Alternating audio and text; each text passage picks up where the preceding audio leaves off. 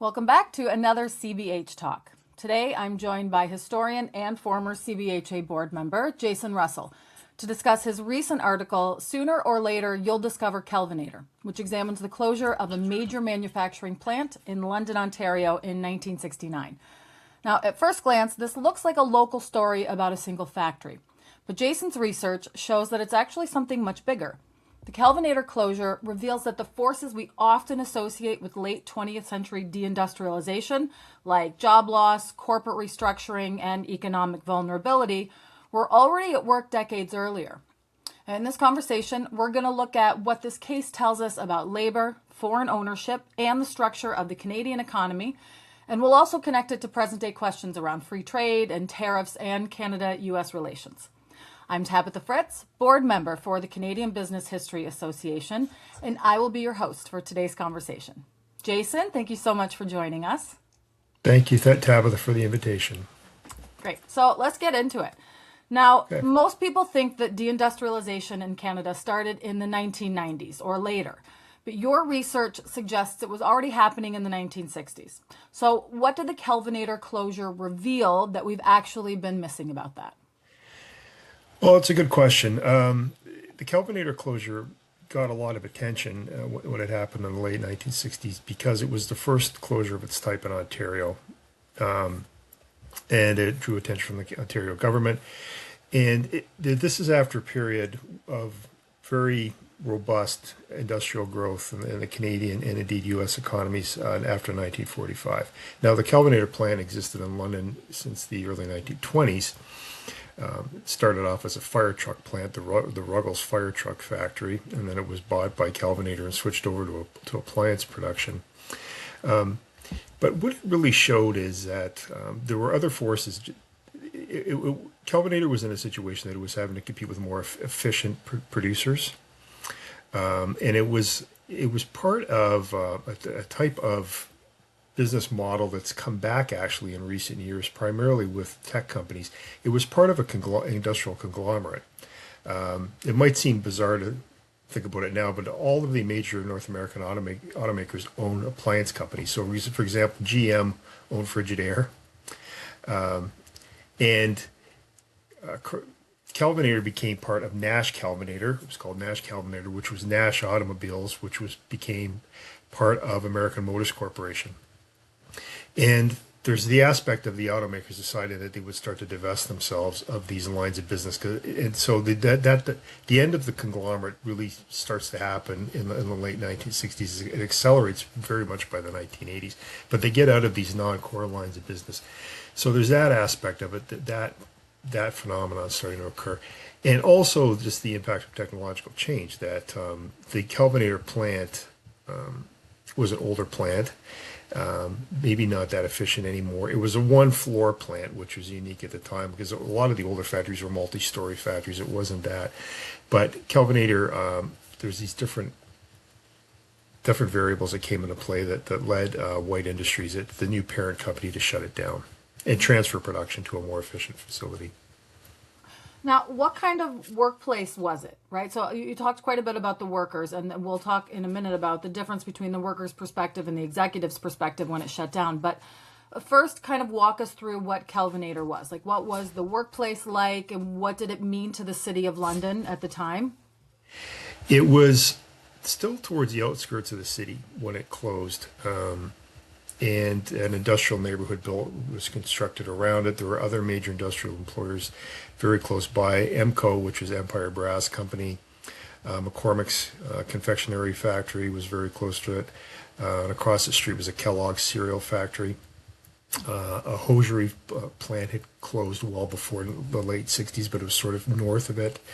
It's now preservationists in London have now deemed that area the smokestack district, even though there aren't factories functioning there anymore. It was a place where people worked a long time. When the factory closed in 1969, there was somebody that had been there since 1929. Yeah, they had a lot of long-term employees. An overwhelmingly male workforce with a very gender differentiation and work duties. So the office staff was smaller, overwhelmingly female. The production staff was overwhelmingly male. Diversity then meant ethnic diversity. It didn't mean racial diversity. After World War II, there was a lot of people came from Europe, Western and Eastern Europeans and Southern Europeans came to work in the plant. It was a place that people liked. It had a very active social life that was fostered by the organization. There was like a newsletter that came out all the time, and it wasn't just a small thing that we would get now in our inboxes. A couple of paragraphs in an email. It was a glossy. It had color photographs in it at one point, and people very much were involved in not in just the work life of it, but the social sphere of it. So I would imagine when it closed, it was a big blow to the employees. Very much so. Very much so. One person I interviewed about the closure said to me, "I didn't think it was ever going to end." And that was a person who had an enormous amount of trouble adapting to the workforce after the fact. So then I guess comparing that, right, the workers' perspective with the company's perspective, it was a business decision, right? They were rationalizing operations. How do you reconcile those two views? Well, I think that in terms of the worker responses to it, the way the workers felt about the Kelvinator closure, the rank and file workers, is sort of the way I think workers have viewed all plant closures really in subsequent decades. It's just a fact of life when you work in a large organization that you don't necessarily know all of the issues facing it. You don't know all of the internal dynamics of it. So when I asked people, for example, what do you think was the main reason for the closure?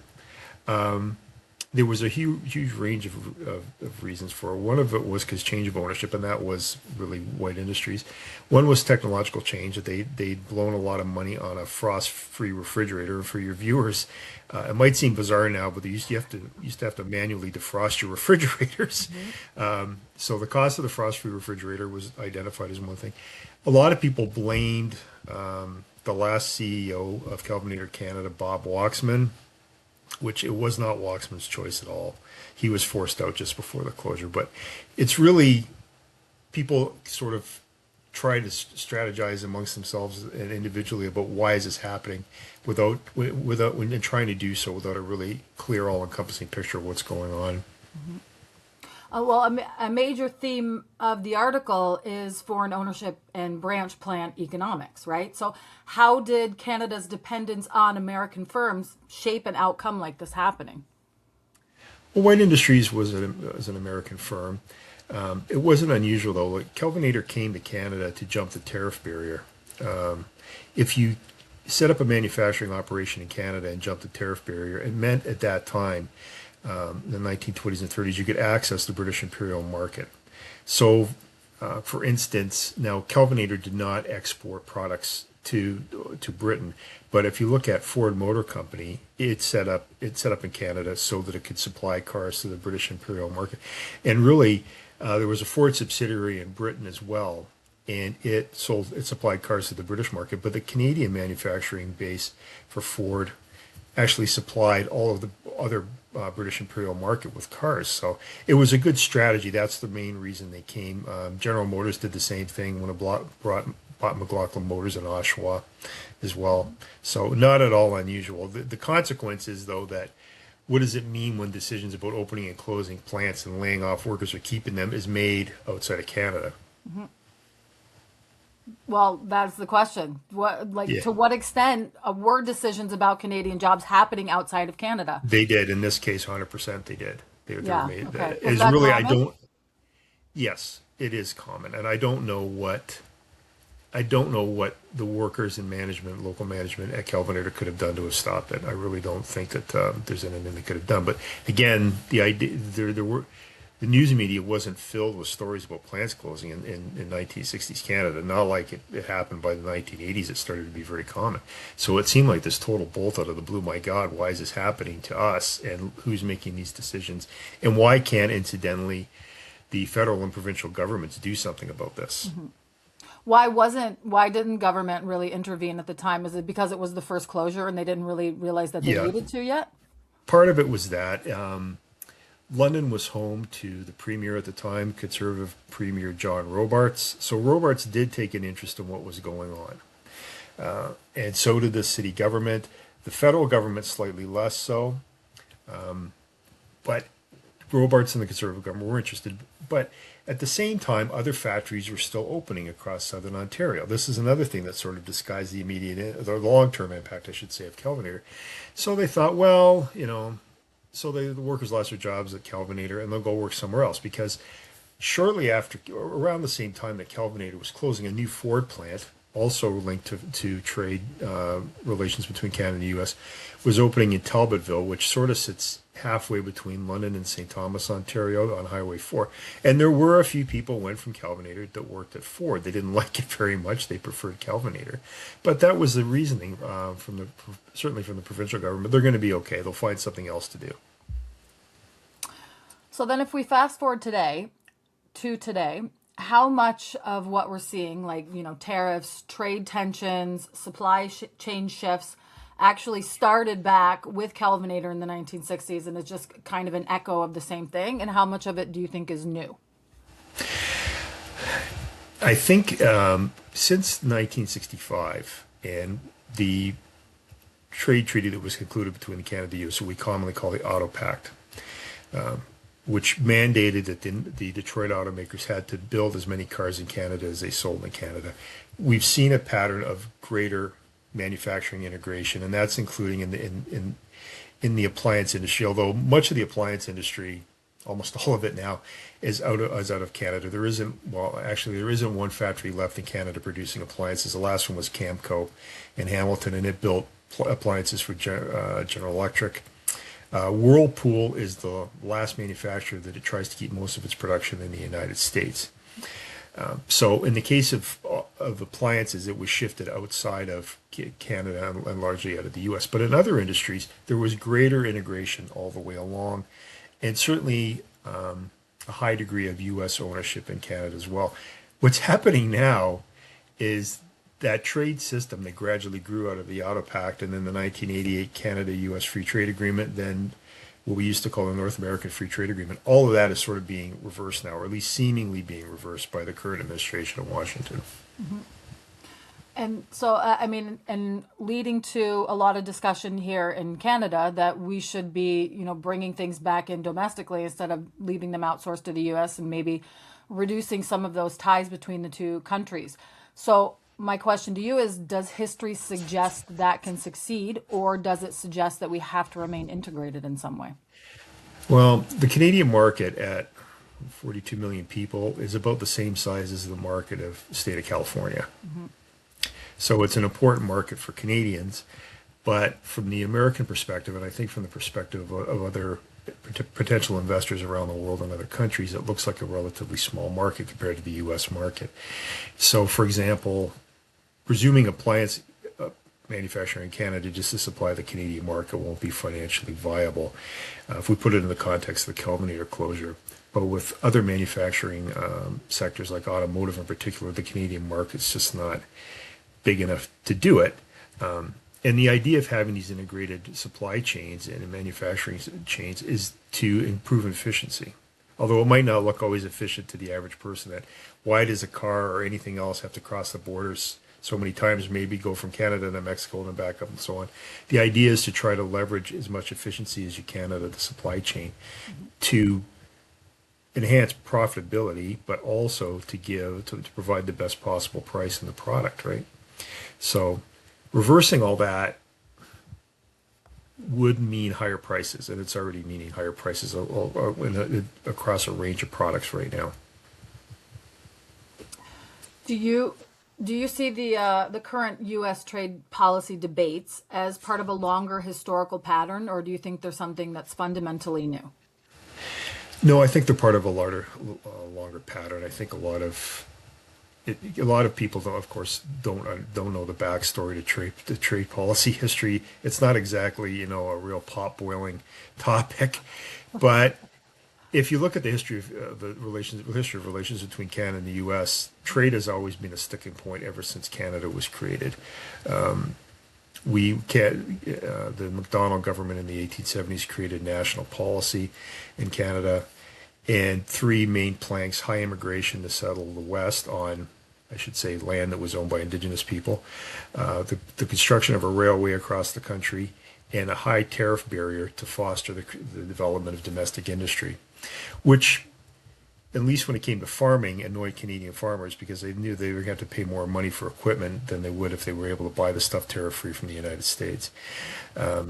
So there's always been this protectionism. I think on a sort of a more macro scale, if you take it beyond Canada, where the danger is with current U.S. tariff policy, trade policies, going back to the Smoot-Hawley tariffs, which were implemented just after implemented in the late 1920s, and those tariffs are thought to have contributed to the rise of fascism in Europe because it made it very difficult for the Europeans to export into the American market, thus helping to rebuild their economies in the aftermath of World War One. And in some cases, they were still suffering, the Germans in particular. So having open trade relations doesn't guarantee peace. This is one of the themes that a lot of business historians will say that, look, because we've had free trade and integrated markets, it's helped keep the peace. There's no guarantee that that will happen. But if we look at what's going on right now in the case of the war between the United States and Iran, which is essentially what it is, and Israel as a part of this as well, just blockading or interfering a little bit with the Straits of Hormuz and oil and the movement of 20% of the world's oil supply is having a huge knock-on effect from a lot of different things. Shortages of aviation fuel, rising inflation, impacts on people's retirement accounts, all of these cascading effects, right? But I understand, in fairness to the Trump administration, I know a lot of people might say, my God, in fairness to the Trump administration, but the impetus for this has been, you could say that Donald Trump is not consistent on a lot of things, but he's been consistent on trade policy and his view about tariffs for decades. He thinks the U.S. has been getting ripped off, the people have been unfairly taking advantage of the U.S. market, taking jobs from American workers, so he thinks that this is going to reverse things. Putting up tariff barriers will do this, but that's not really what's happening. U.S. manufacturing employment has dropped over the last 18 months. It's not leading to the reshoring of manufacturing jobs to the United States, and preventing or trying to bring jobs from Canada is not going to work as well. Just because the U.S. is a high-cost jurisdiction for manufacturing. So I understand the impetus, but trying to go in reverse, like the past doesn't run backwards, right? I think if things only move into the future, they don't move into the past. So trying to do this is just, I don't think, going to be workable in the long term. Mm-hmm. And it's interesting, I think also the perspective that, the American businesses have been getting ripped off by having, tariff-free trade or low trade barriers, when actually the means of production may have been in Canada, but often the management and ownership was in the U.S., right? And so who do you think actually benefits from a system where production happens in one country, but the decisions happen in another? Are those countries benefiting equally, or what do you think? Well, it's got to do with the concept as well of who's doing the intellectual work behind something, right? If the design and engineering work and the marketing work and so on for a product are all being done in the U.S., but the manufacturing, or they're being done in Japan or Germany, wherever, but the manufacturing is being done in Canada, there is expertise in manufacturing, but it means that the really highly value-added work, which guarantees the success or failure of the product's not actually being done in Canada. So, and also, Canadians have had a cost advantage compared to the United States. So, for example, public health care is an enormous competitive advantage. I don't think you'll ever hear a CEO in Canada say we should do away with public health care. They might say they would like to have maybe a private option as well, but they will never say, let's do it like they do in the U.S. and the employers provide health care coverage. I think that's something Canadians don't understand, how crucial it is to have a job in the United States where you're going to get health insurance, decent health insurance. Like, it's really a life or death prospect for so many people. Whereas for Canadians, in Ontario, you can walk in the hospital, you pull out your OHIP card, right? Yeah, that's not perfect, but there are definite cost advantages for companies operating in Canada and being able to get better profits because of it, and which can go back to their home countries. And the other thing I would say is the current discussion about trade policy focuses on manufactured good, finished goods, natural resources, so steel production, aluminum, potash is a big one, which is crucial for fertilizer. But the trade in services has really not been discussed because the United States runs an enormous surplus on services.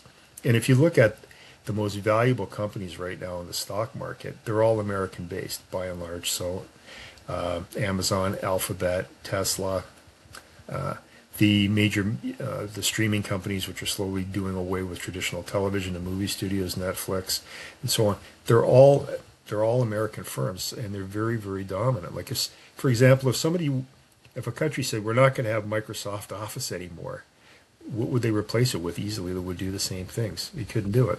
Right. It, sorry, were you going to say something else? No. Okay. From your perspective, do you think that we will see a reduction in the current trade barriers anytime soon? Like, will some of these tariffs be reduced? Will we see a sort of more of a flow again of trade between Canada and the US? Or are we in a new world that nobody really understands yet?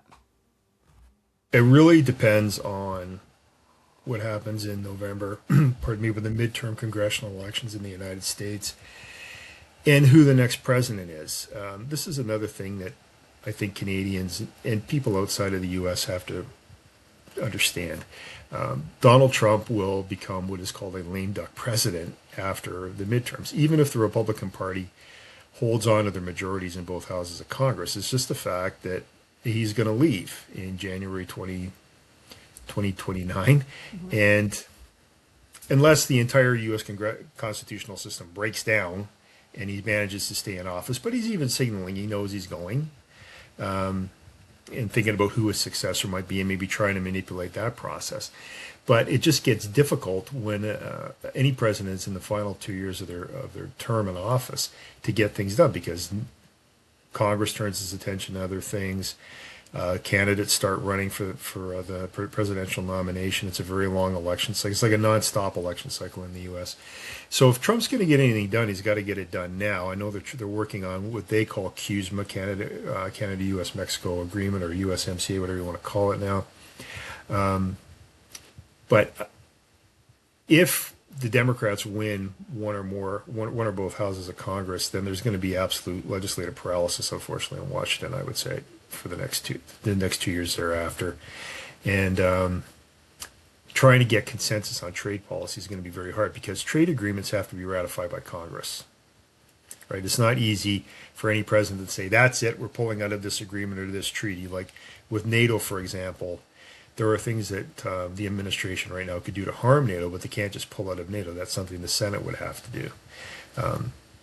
So Donald Trump is very constrained on this. But the other thing that people have got to remember is the preceding Biden administration was also pretty tough on trade. They were demanding about things. They wanted a change to the agricultural quota systems we have in Canada, the marketing boards and so on that we have.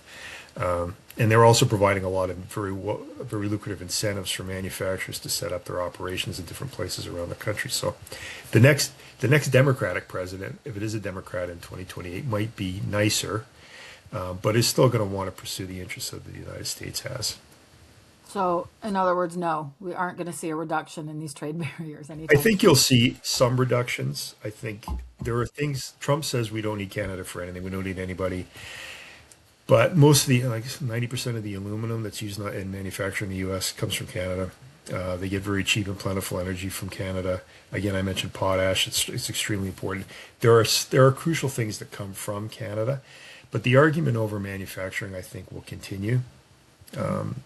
Just because politically, it seems like a winning thing to say we're going to bring jobs back. Whether or not you look around and see if your factory's reopening, your small town in Ohio or Pennsylvania, that's another thing. But I think another thing Canadians have got to understand is that just the huge impact of the loss of manufacturing jobs in the U.S. and the absolute desperation in a lot of communities. I know you're from Michigan, and Michigan is still the home of the U.S. auto industry, but it's deindustrialized in a lot of places, and you can see such a terrible impact in so many communities like Flint, for example. And they're willing to accept a lot of maybe misleading political messages in the hope that it could lead to their jobs coming back. Right.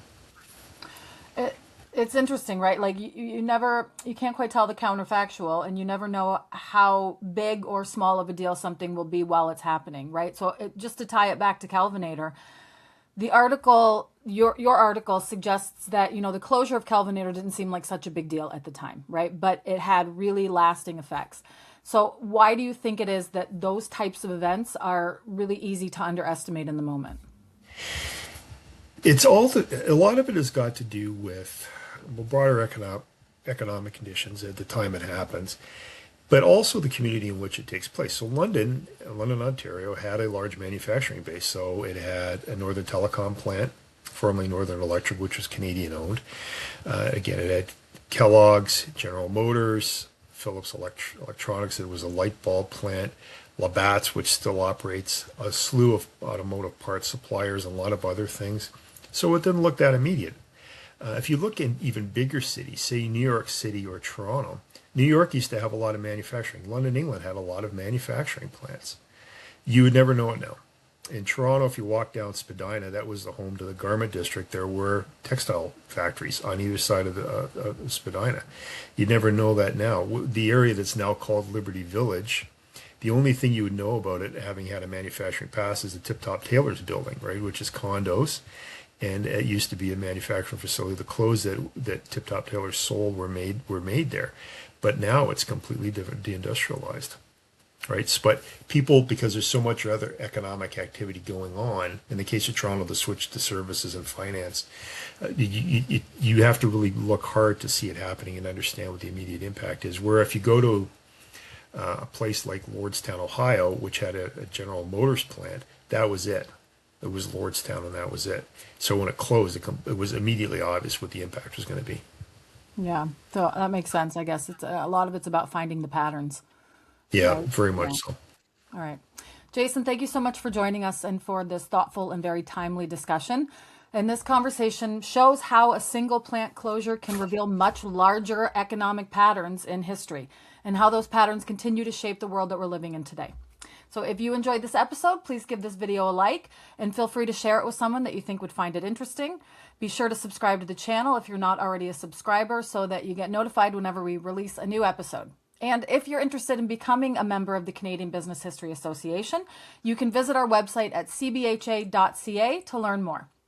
On behalf of the CBHA, thank all of you for tuning in to this Canadian Business History Talk, and we will see you in the next one.